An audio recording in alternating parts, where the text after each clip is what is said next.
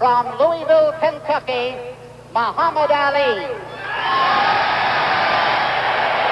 And there's Muhammad doing the traditional prayer, although some of us here call it his dignity bit. He's refusing to turn round. He looks as though he doesn't want to look at Al Lewis. Or 15 stone, 7.5 pounds. The referee, Lew Eskin. And there's Eskin now. First time that he's refereed this side of the pond, and the scoring system is a 10 points must, and there will be no mandatory 8 counts, and neither fighter can be saved by the bell. If it's in the middle of a count and the bell goes, he will be stopped and taken back to the corner. And they're just checking now there's not too much grease, the referee, on Alvin Lewis's face. And I think you've got to look at the height of Lewis there. He's about an inch taller, it would seem to me, than Muhammad Ali. So all set then for the big event here in Croke Park, Dublin.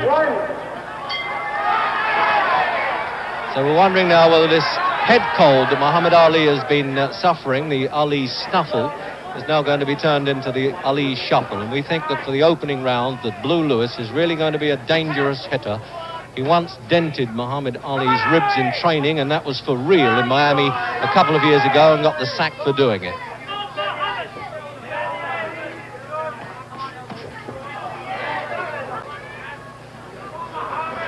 Now Lewis knows he has to get right on top of Ali, and he's a rough customer, and there's a lot of excitement in Lewis's corner to encourage him.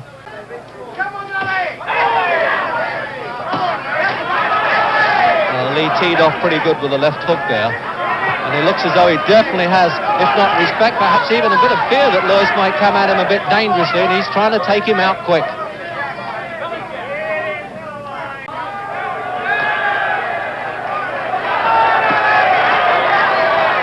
Now here goes the Muhammad Ali show. He's walked around in Dublin rather like a Pied Piper.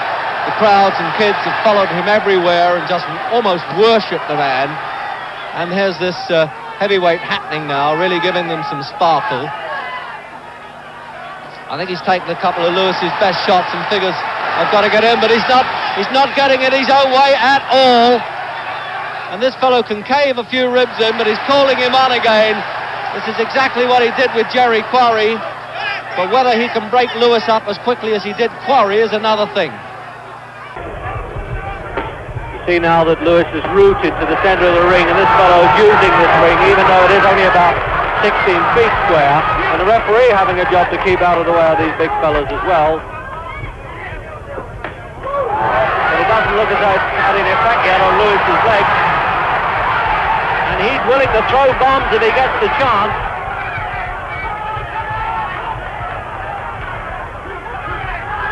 I'm telling you, this one's for real. If you're as close up here as I am, you can absolutely see those punches sinking into Muhammad Ali's ribs, but he's tucking the elbows in fairly cleverly.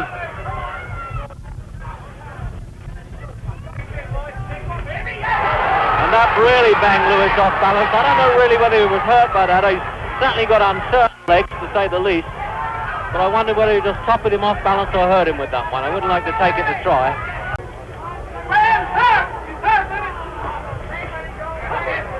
And they're calling in Muhammad Ali's corner that Lewis is tired. I wouldn't quite go along with that. I understand that he's not a long-distance fighter.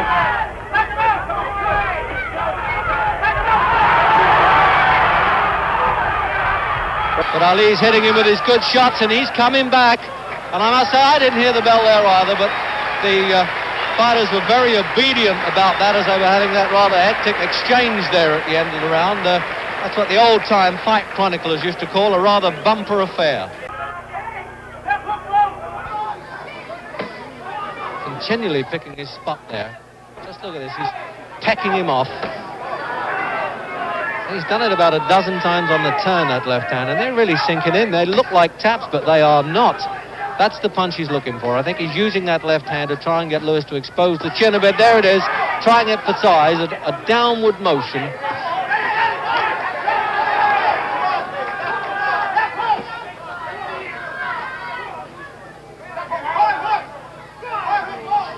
And Lewis making no attempt to get out of that corner and hanging his chin out a bit like a lantern in a storm there.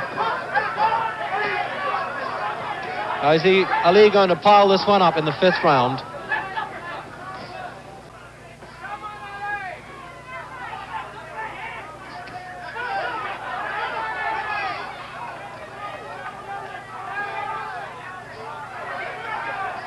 And again, these right hands that are getting... Why doesn't Lewis get out of that corner? Yes, he is as well. I hope that he heard me, because it really is ridiculous just to stand there and take them. What a right hand. That was the punch, I think, that Ali was looking for. He teed off with that right hand. He let the left hands go. He softened Alvin Lewis up. We could almost read that the whole time. There was no question. And he's up at 9. Eskin has only got to 9. That seemed like 19 to me. And the round is over. There it is again, trying it for size. I doubt whether he can let him go this round, because it's probably a blow to his pride if Lewis survives this one. It looked as if he was down there for 2 weeks. It really did. And again, the knees buckling there. The right hand did it. That punch went right to Lewis's chin and through to his boots. And now he's putting the combinations together. Clusters of punches the whole time. Oh, and that was the best right hand of that round. He caught Lewis flush with that.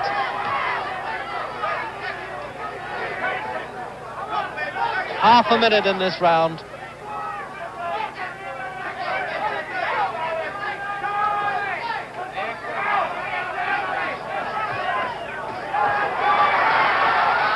This loose bandage is exactly the same thing that happened in the Quarry fight.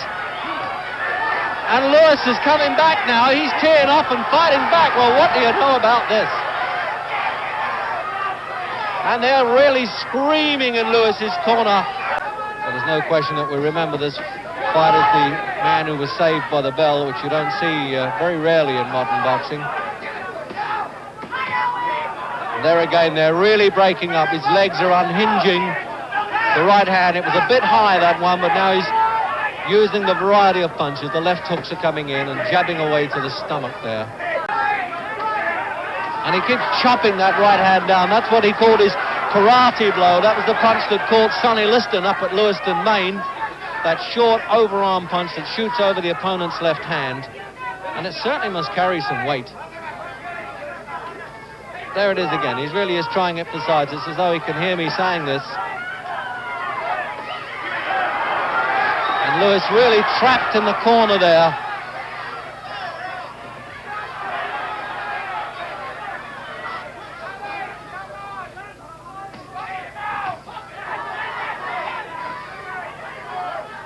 And what a courageous man this Lewis is. He's taken Ali's best shots, and he really has let his best punches go here.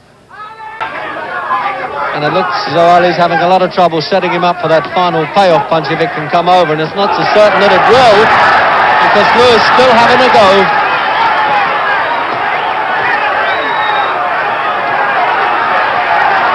And this is Ali now turning it on in all his glory. He's really looking the part now, but full marks to Lewis. He's punch swapping, but the right hand there on that chin. And the ropes are really holding Lewis up, but he's fighting back again. He's using them as a springboard.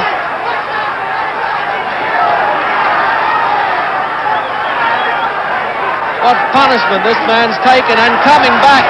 This will surprise Ali. He hasn't had an opponent do this, I don't think, since Joe Frazier.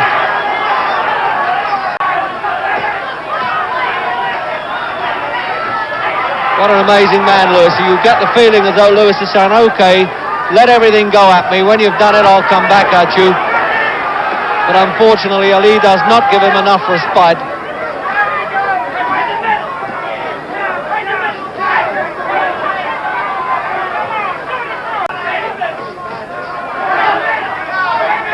And these legs really are unhinging the whole time on Lewis. They're just almost disobedient. And his right eye is swelling Lewis a bit in this round, round 10. And they're yelling in Blue Lewis's corner, try the right. I should think he could try anything that's going. And now probably Ali feels that some of that danger must have passed, because he's back what you may call the old Muhammad Ali, sprinkling away there, really giving them the business. And it looks as though Eskin feels that that's enough. He's not going to allow Muhammad Ali to toy with Lew Lewis, but he's had the professional pride of finishing this fight on his feet in the 11th round. And I think the fantastic performance by Muhammad Ali and a great performance of courage by Lew Lewis. And Muhammad Ali is being lifted on his shoulders there. You haven't seen that before. His brother Rahman is lifting him up, and Lewis is lifting Muhammad Ali up. The usual situation in the ring where